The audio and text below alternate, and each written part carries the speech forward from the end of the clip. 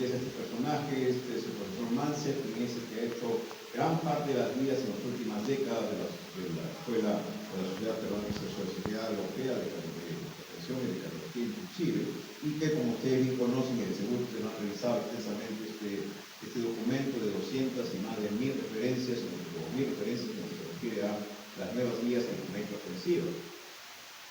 La idea es cómo trasladamos esta cantidad de 200 páginas en 10 minutos, 15 minutos y con mensajes claros. Ese es el reto. Vamos a intentar hacerlo de alguna manera. Evidentemente nos va a faltar muchos detalles, pero yo creo que hay fundamentos que no debemos dejar.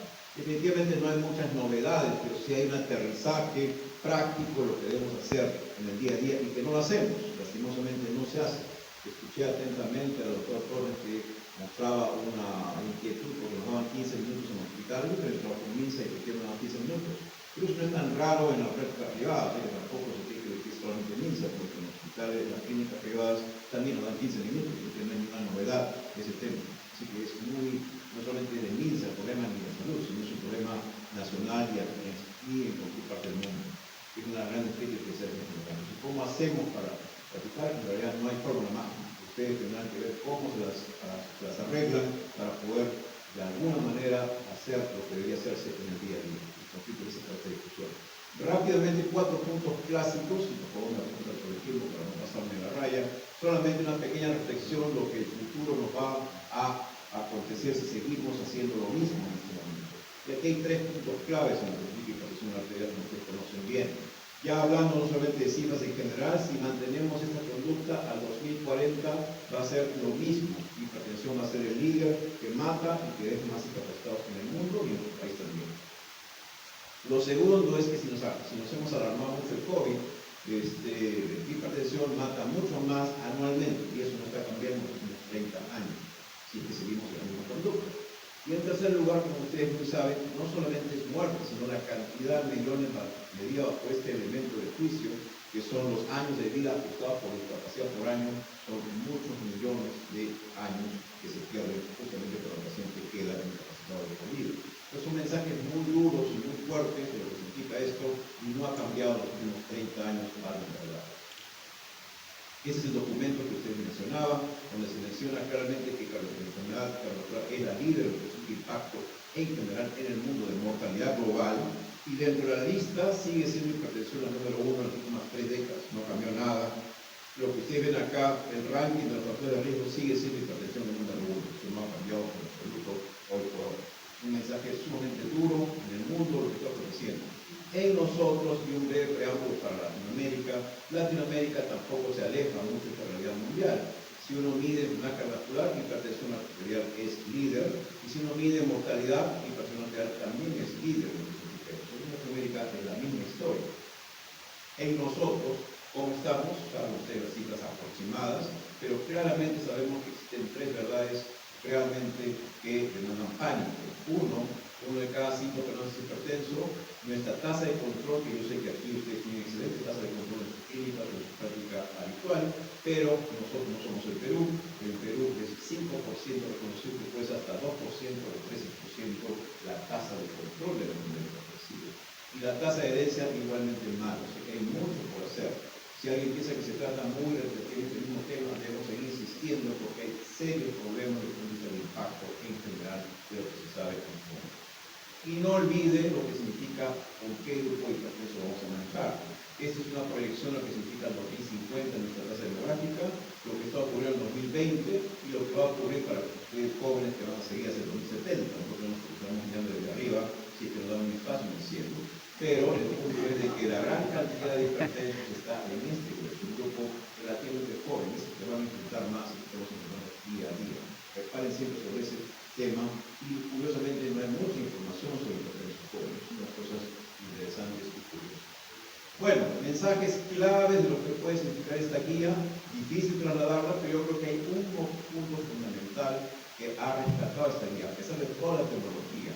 Y uno es el diagnóstico. ¿Cuál es el elemento diagnóstico por demás de elección y por el cual se va a tomar decisión diagnóstica, decisión terapéutica y lo que va a significar el futuro, de acuerdo a esa medición? O sea, seamos muy responsables cuando tenemos un número que tenemos que dar al paciente.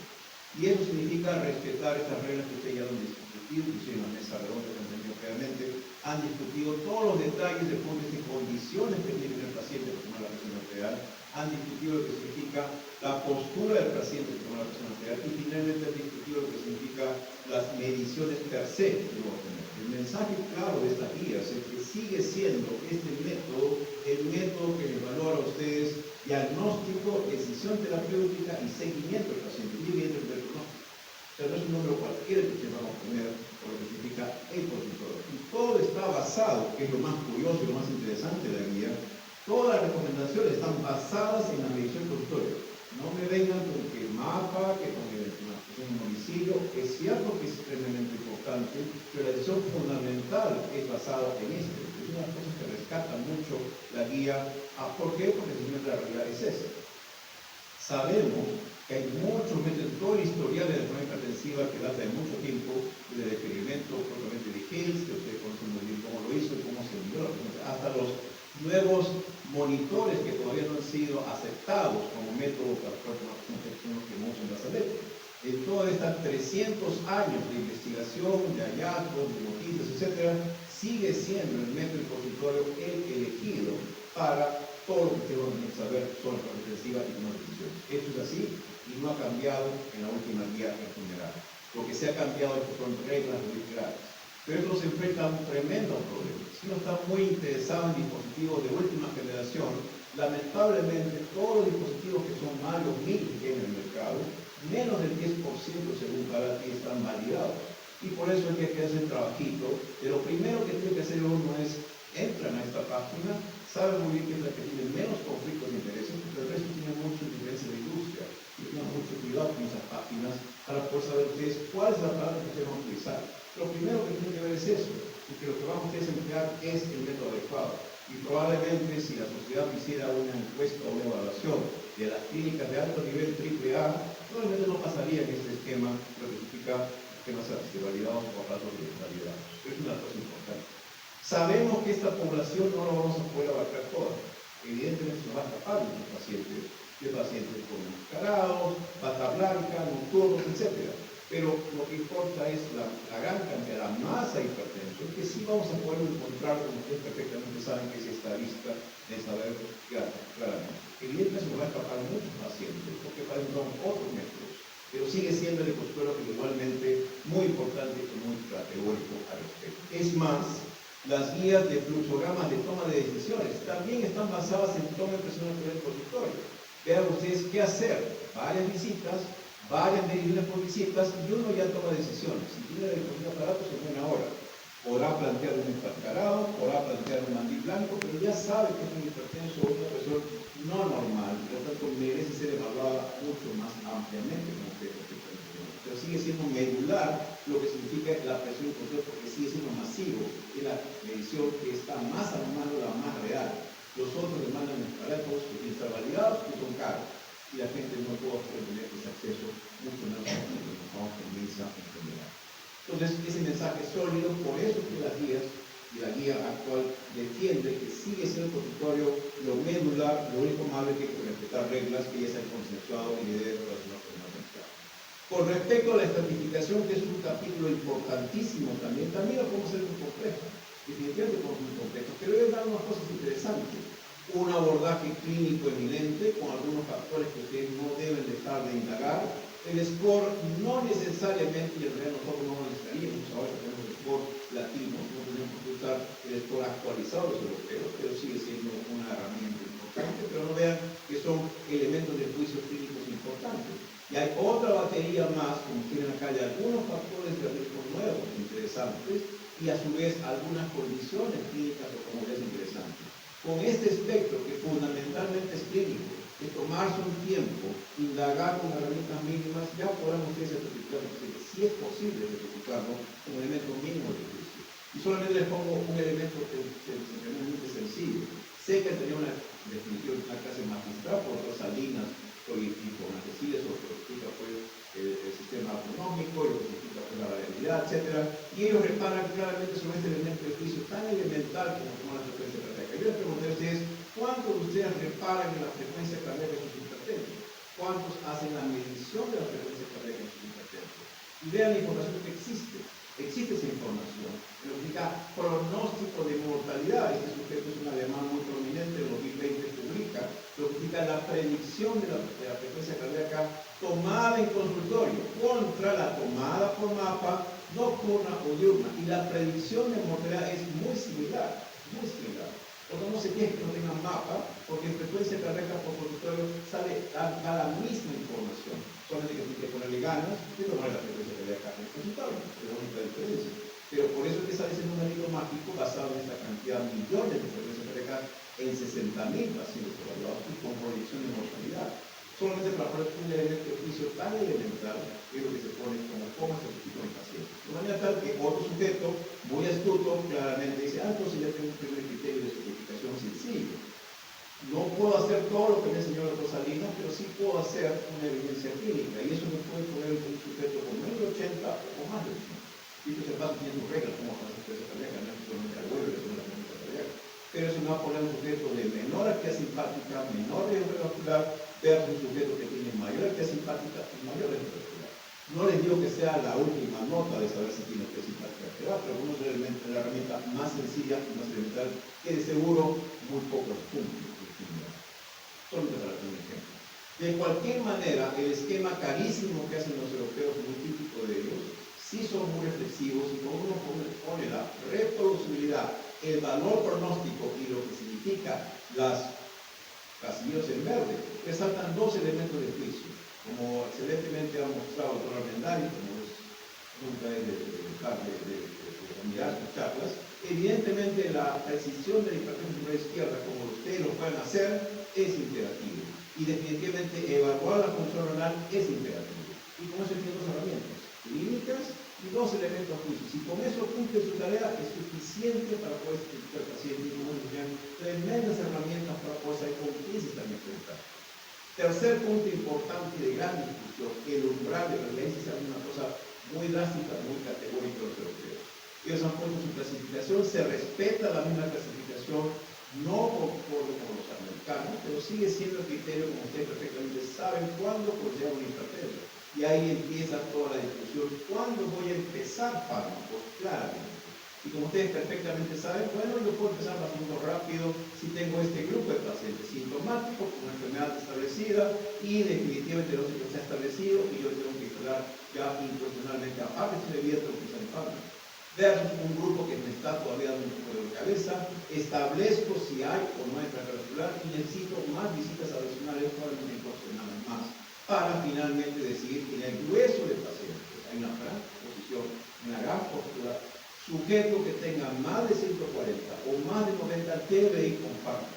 Hay un pequeño grupo de pacientes, muy pequeño de pacientes que ven acá, que probablemente sea, como ven acá, con un pequeño recuadro que ven acá, que no tenga esa presión, tenga menores niveles arteriales, que no tenga nada de factores que pueden intentar escribir. Que valgan verdades, la guía es muy enfática y le pone claramente el nivel de evidencia. Y hoy por hoy, y ahí sí hay que tenerlo muy claro, nuevamente basado en el consultorio, no estoy hablando acá de sofisticaciones de mapa ni de presión en domicilio, no hablo de consultorio donde van a tomar decisiones, donde el día a día les exigen tomar decisiones. Pueden emplear estos métodos solamente cuando sea posible, pero no es mandatorio, definitivamente. No nos quejemos que no tenemos mapa, no nos quejemos que no tenemos presión en domicilio, porque eso no es estrictamente necesario para la gran masa de hipertensos que tenemos que manejar. De cualquier manera, categóricamente es 1A. 1A significa no discutas y haz lo que tienes que hacer, sencillamente porque es sólida la evidencia. Y eso significa más de 140 o más de 190 de histórica debe ir con fármacos incuestionablemente el paciente. Y esto es lo que yo puedo hacer acción. Mucho cuidado con el adulto mayor y solamente si en consultorio tiene más de 60, ustedes tendrán que dar medicación con varias medicaciones, de lo contrario no es correcto porque es más difícil. Hay un grupo muy especial de gente de alto riesgo que ustedes podrían aventurarse a la medicación con niveles inferiores desde el punto de vista de cuándo actuar desde el punto de vista de presión arterial. Cuarto punto de gran debate son las metas, por ejemplo. Y las metas ya se llegó, por lo menos para la Comunidad Europea, a un consenso. Definitivamente, otra vez resaltando el mismo criterio, para que vean ustedes que aquí no hablamos ni del mapa ni del domicilio. Son útiles, no tengo nada en contra de eso, pero punto de vista masivo, necesitamos el consultorio, necesitamos trabajar día a día. Definitivamente es el rango en que ustedes se van a manejar, aquí ustedes se van a manejar, y jamás de los jamás, por consultorio, tengan a sus pacientes con estos niveles, porque eso es claramente dañino, eso implica mortalidad y morbilidad a los pacientes. Nuevamente insisto en que ustedes no lo van a utilizar. Y acá tiene una barra mucho más sencilla de poder ingerir en la mente, evitar estos recuerdos que son unos niveles mucho más bajos, que a veces muy alegremente uno los tiene y el paciente siempre se alerta de que uno está bien desde el punto de vista terapéutico.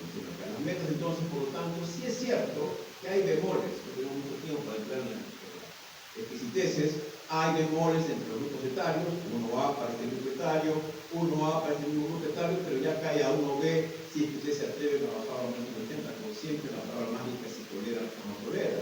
Cuidado con esta gente hipertensiónica aislada, que ya las evidencias comienzan a caer, ya en 2B, 1A si lo mantienen en este nivel. No bajen más, porque no justificaría más. Podrían intentarse si lo tolera, pero ya acuérdense que están en 2B, ya tienen menos fuerza, menos seguridad en lo que están haciendo.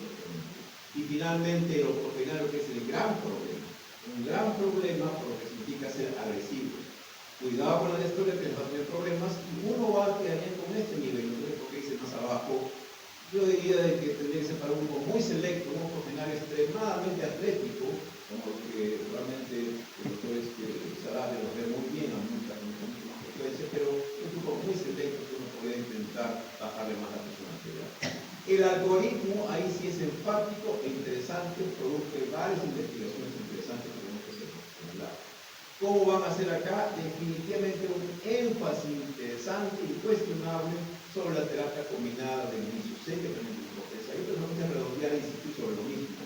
Y en primera instancia, instalar terapia combinada. Un grupo muy selecto de pacientes, muy pequeño de pacientes, podemos desaventurarse con bajarle o dejar un solo fármaco, porque ustedes saben perfectamente quiénes son. Frágiles, hipertensos de muy bajo riesgo, o niveles, como se ven acá, menos de 50, menos de 95, pero con un seguimiento muy cercano. De lo contrario, van con combinaciones y rápidamente deciden. Si uno fuera coherente con esto, tendría una tasa de control de 60%, no la ridícula cifra de 5%. Si uno fuera coherente con 3 fármacos, tendría una tasa de control del 90%. Y así nos quedaríamos con un pequeñísimo grupo de los llamados refractarios, un grupo muy selecto, muy difícil de tratar, pero también necesita un diagnóstico adecuado, lo contrario está errable el diagnóstico. De manera tal de que sí tenemos herramientas y con esa estrategia deberíamos llegar a lo que significa eso. Y el otro mensaje enfático, lastimosamente, en MINSA todavía no está metido mucho ese chip, lo que significa pues la terapia con combinación fija. En el mundo en general no estamos metidos todavía, pero que es la terapia que puede mejorar a herencia en general. Pero no, y evidentemente el rol de los beta-bloqueadores está en cualquier nivel que también ustedes han tenido el futuro de los beta-bloqueadores. Que le ha cambiado un poco la modalidad, no por los al final, sino que están jugando en cualquier de esos estadios según lo que es. Pero el énfasis de la lámina es que debe ser combinación fija desde el inicio. Y acá hay dos comentarios adicionales nada más para la combinación fija. ¿Por qué defender la combinación fija? Número uno, ese es el ensayo más elegante que fue premiado hace muy poco en 2021 y comparado con los mejores metaanálisis diseñados para hacer una pregunta muy elemental. Si yo uso un fármaco de 2 píldoras equivalentes, pero lo uso en una píldora, o 3 fármacos versus una píldora, ¿habrá o no habrá impacto desde el punto de vista de beneficio clínico o no? Es una pregunta que se hizo para ti, se revisó los 44 estudios que podemos sustentar eso. Un análisis limpio, oculto y sin discusión alguna. ¿Y qué fue el resultado? Evidentemente la adherencia del proceso fue sobresaliente cuando uso los mismos fármacos pero unidos en píldora fija. Cuando yo evalué propiamente reducciones de sistólica, reducciones de diastólica y metas, fue tremendamente competitivo y bastante mejor. O sea, la respuesta de persistencia, adherencia y bajar números fue sobresaliente y bastante atractiva. Pero ahí no queda el cuento, porque eso podría ser puramente mecanístico, puede ser práctico. El tema central es desenlace. Si eso implica menos desenlace, es la gran pregunta que uno se hace. Y créanme que la bibliografía es gigantesca al respecto. En 2018, CREA hizo el primer metaanálisis gigante con datos de Lombardía, 50.000 hipertensos, mono con terapia fija. Y ya lo que significó la terapia fija. Menos reducción de eventos. Él sabía hace 5 años. Alanza en 2019 otro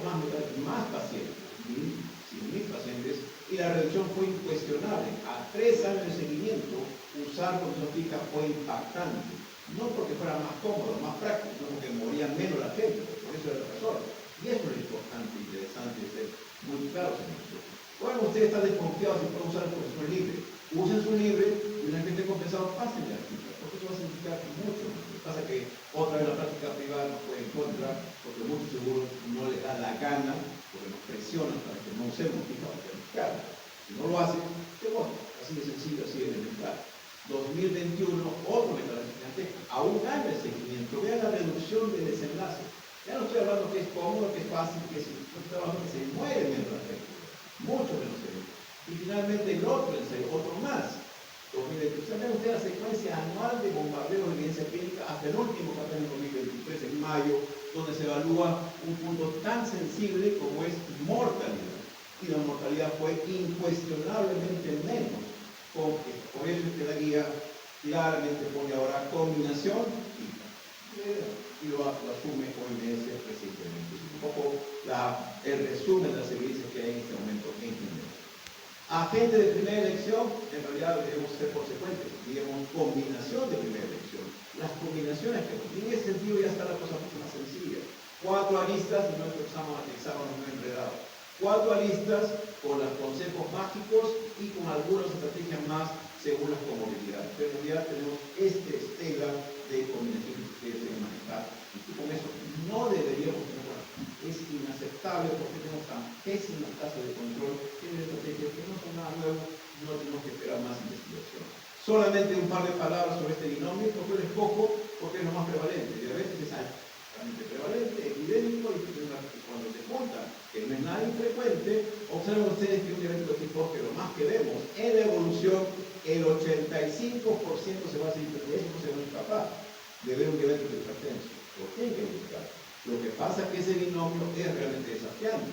Claramente saben ustedes que ese hipertenso diabético tiene estas características de variabilidad, tiene estas características de sensibilidad a sal, de hiperactividad del sistema renina titular, y tiene esta característica de ser un enmascarado resistente e hipotensión ortostática. Es la típica hipertensión del diabético en general. Por lo tanto, es un desafío y es importante. ¿Qué nos han recomendado las guías al respecto? Categóricamente, no se pierda más tiempo, busquen hipertensión arterial diabético, todo lo busquen. Ahí sí estamos echando mano de nuestras manos del consultorio. Claramente, como tienen acá, cuidado con los patrones nocturnos y la terapia antihipertensiva para prevenir el dolor.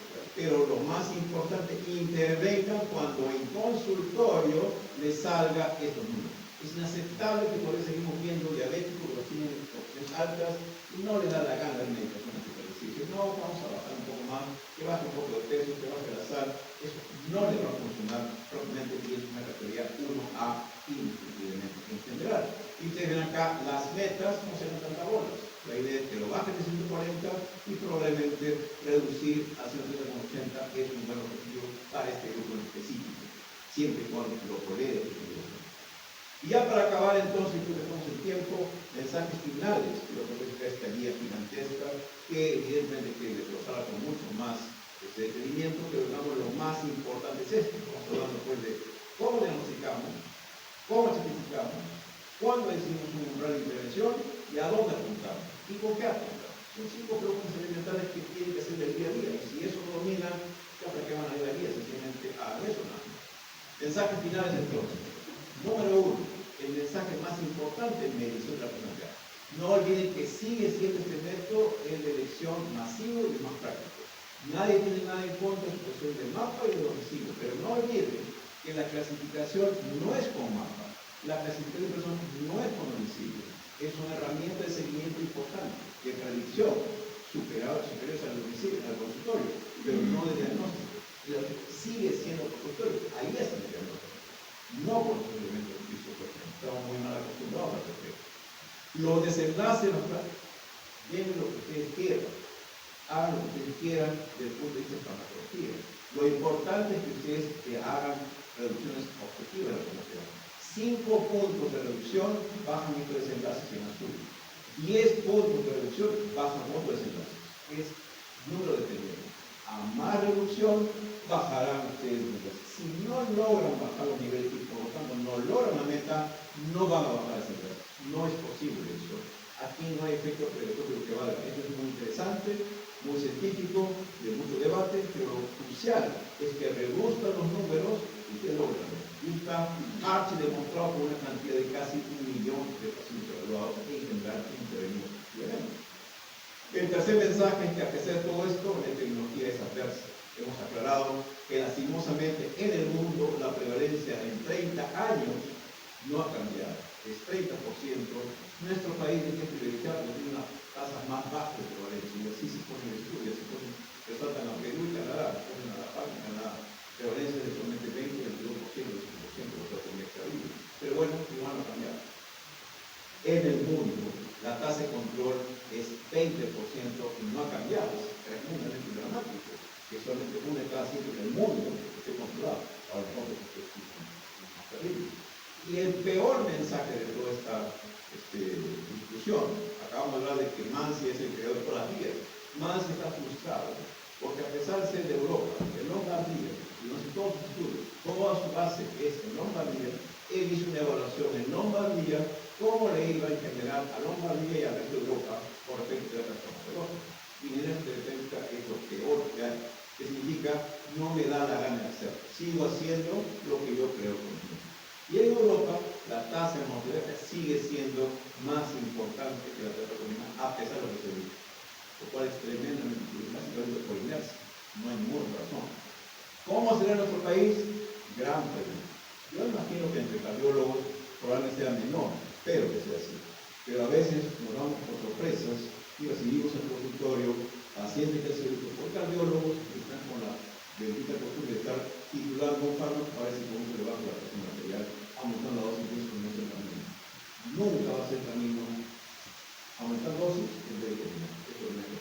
Pero es la evidencia muestra que en diferentes países con muchos recursos sigue siendo importante que esa conducta, que es la llamada de que es un gran problema. Entonces, con eso más o menos un bosquejo de lo que puede significar esto, de